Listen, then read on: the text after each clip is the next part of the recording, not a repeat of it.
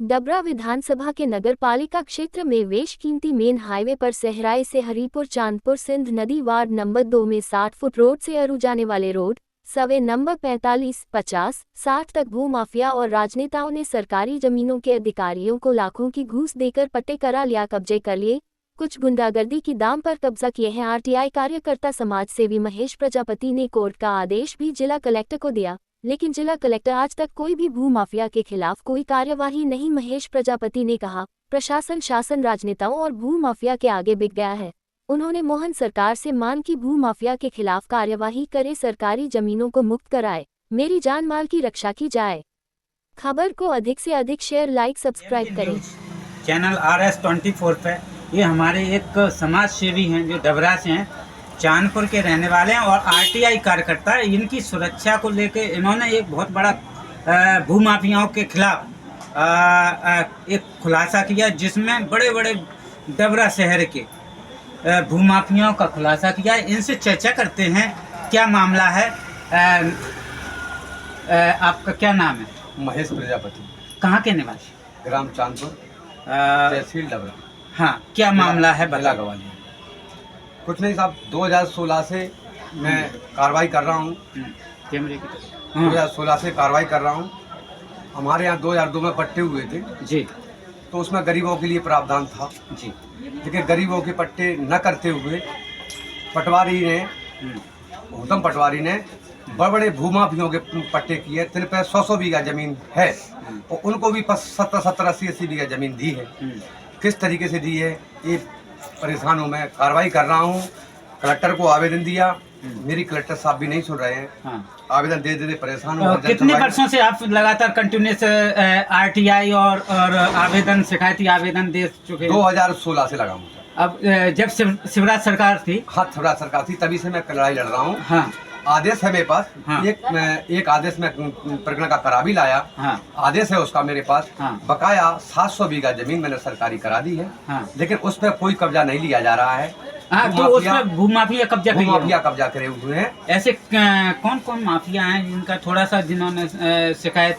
पूरी लिस्ट है मेरे पास। अच्छा, 45 आदमी है। 45 आदमी है। और पटवारी जो था बाटे में 2002 में, उसका पूरा परिवार है उसमें। अच्छा, साले भी हैं उसके, मतलब पूरा परिवार है उसका। हाँ। तो उसके रिश्तेदार भी हैं। हाँ, रिश्तेदार भी हैं, उनके पट्टे हैं। एक एक आदमी को 10-10 बीघा का, 9.5 बीघा का पट्टा दिया है। किस तरीके से दिया है। और नेशनल हाईवे की जमीन आज की पीरियड में 2 करोड़ के बीघे तो साहब है ही। अच्छा, वहाँ पे ऐसे सुनने में आया है कि ये जो पीली मट्टी भी वहाँ से निकलती है? हाँ, पीली मट्टी निकल रही है। हाँ। कोई उस पर रोक छोड़ का नहीं की जा रही है। अच्छा, पूरे अधिकारी उनके साथ हैं। हाँ।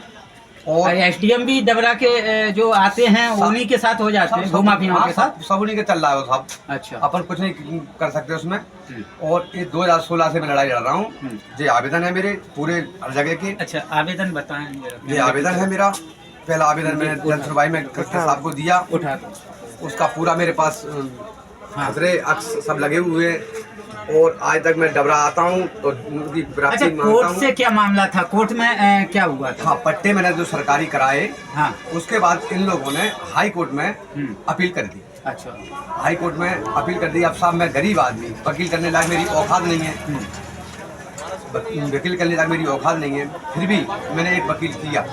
उनके 8 वकील हैं, मेरा एक वकील किया, बेचारा वो भी खत्म हो गया। हाँ। वो भी खत्म हो गया किसी कारणवश। हाँ। तो अब लड़ाई मेरी शांत हो गई है। हाँ। पैसा लगाते लगाते परेशान हूँ। अब मैं मजदूरी करूँ कि अपने घर चलाऊँ, कि अपने बच्चों को पालूँ। मारने की मुझे धमकी दी जा रही है। बहुत बड़े उन्होंने बीच में भी आपको बताया कि रास्ते में घेर लिया था, बंदूकें वगैरह? नहीं, मुझे घर पे रात के 8-9 बजे घर पे गए थे। हाँ। मेरे बंदूकें वगैरह भी? गौतम पटवारी था। हाँ, गौतम पटवारी था। उसके साथ 2 अन्य लोग थे। हाँ। इस पे एक माउजर थी। हाँ। एक दोनाला थी। अच्छा। और एक हमारे गांव का हरिपुर का रहने वाला है, ताकि नाम भी पट्टी की मेरी निरस्त कर दी उसकी मैं। वो भी साथ में गया था घर बताने के लिए, या क्या होगा मुझे पता नहीं। इनने मुझे धमकी दी कि अपने प्रकरण को वापस ले ले, नहीं तो जान से मार देंगे, तुझे मार देंगे, तेरे बच्चों को मार देंगे। उसके बाद मेरे एक पेल में लाद दी। मैं साहब पकड़ के बैठ गया। और फिर वहाँ से जो निकले आए, गाली गलोच कर रहे थे, माँ बहन की चाह जैसी, माँ जैसी गाली दे रहे थे मुझे। तो आपके कंटिन्यूस पूरे परिवार का जान मान का खतरा रहता है। हाँ।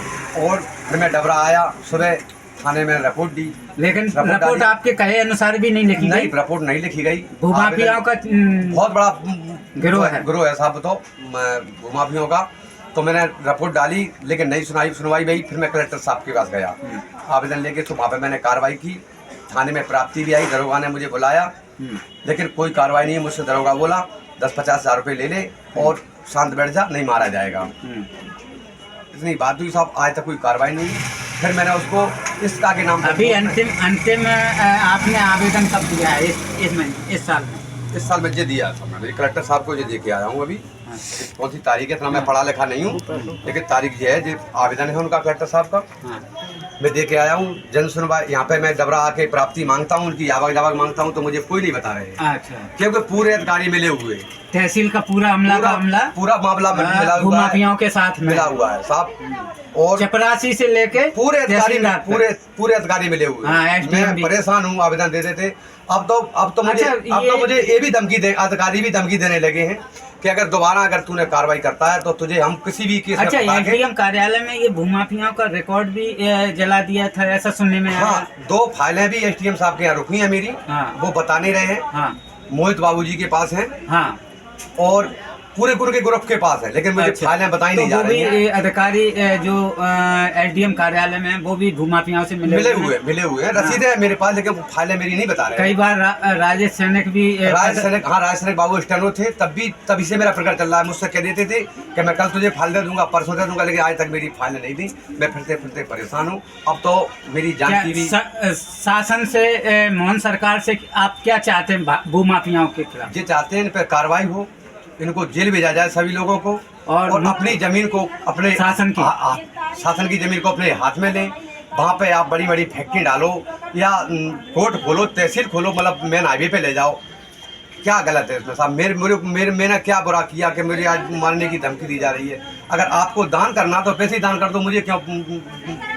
कोर्ट ने आदेश दिया है, कलेक्टर साहब के यहाँ मेरी फाइल रुकी है। आज 2003 में 3 महीने का हाईकोर्ट ने आदेश दिया था कलेक्टर साहब को, लेकिन 3 महीने से आज मेरे 13 महीने हो गए हैं। कलेक्टर साहब तारीख पे तारीख लगती है साहब। मैं गवाले जाता हूँ, मेरे 500 रुपये टूटते। मैं गरीब आदमी 500 रुपये कहाँ से लेके आऊँ?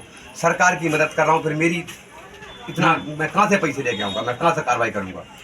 वकीलों से बात करता हूँ, वकील 20-20 हज़ार रुपये मांग रहे हैं। मैं कहाँ से वकील कर लूँ? इतना मेरे पास औकात नहीं है मेरी वकीलों से करने की। मैं गरीब आदमी, और अधिकारी मेरी कोई भी नहीं सुन रहे हैं। अभी देखिएगा, इनसे हमने, ये महेश प्रजापति हैं, समाज सेवी और आरटीआई कार्यकर्ता हैं।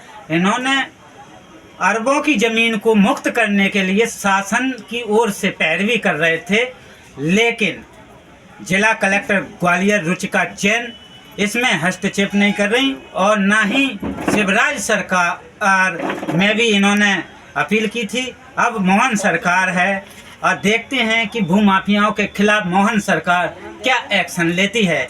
मैं MS बिसोटिया, PMK news, RS 24 Dabra से।